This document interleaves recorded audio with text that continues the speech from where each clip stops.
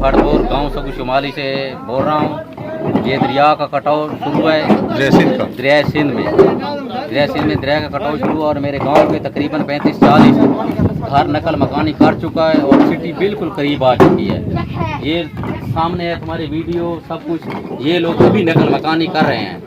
तकरीबन 50-60 एकड़ ज़मीन भी गिर चुकी है, सरी ज़मीन, और ये लोग नकल मकानी करके जा रहे हैं इसकी तरफ। हमारी गवर्नमेंट से, वज़ीर आज़म से इससे अपील है कि वो जो है ना हमारी मदद करें, कोई सुपारियों का या किसी चीज़ का कोई बंदोबस्त करें जो ये जो है ना कटाव का। वज़ीर आज़म जो है हमारे निगरान वज़ीर आज़म काकड़ साहब से अपील है कि आप भी बहुत पसमानदा इलाके के हैं, हम भी इसी तरह एक पसमानदा इलाका है, हमारा कच्चे का इलाका है। अगर हमारे आपसे गुजारिश है, अगर आप जो करें, आप तो पसमानदा इलाके से ताल्लुक़ रखते हैं, आप जो है ना दर्द दिल भी रखते होंगे पसमानदा इलाके के, कि हमारे लिए जो है ना कुछ करें।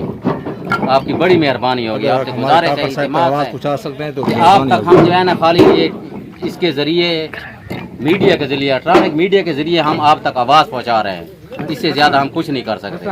हमारे फसलात के नुकसान है वो छोड़ें, ये हमारा जो है ना गांव का जो है ना ये दिफा कर लें, बहुत ये भी बेहतर है।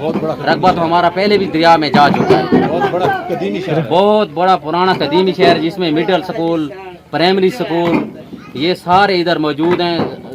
सरकारी अमला ये सामने दिखाएं, खंबा दिखाएं, ये बिजली भी यहाँ पे थी, बिजली का निज़ाम भी था।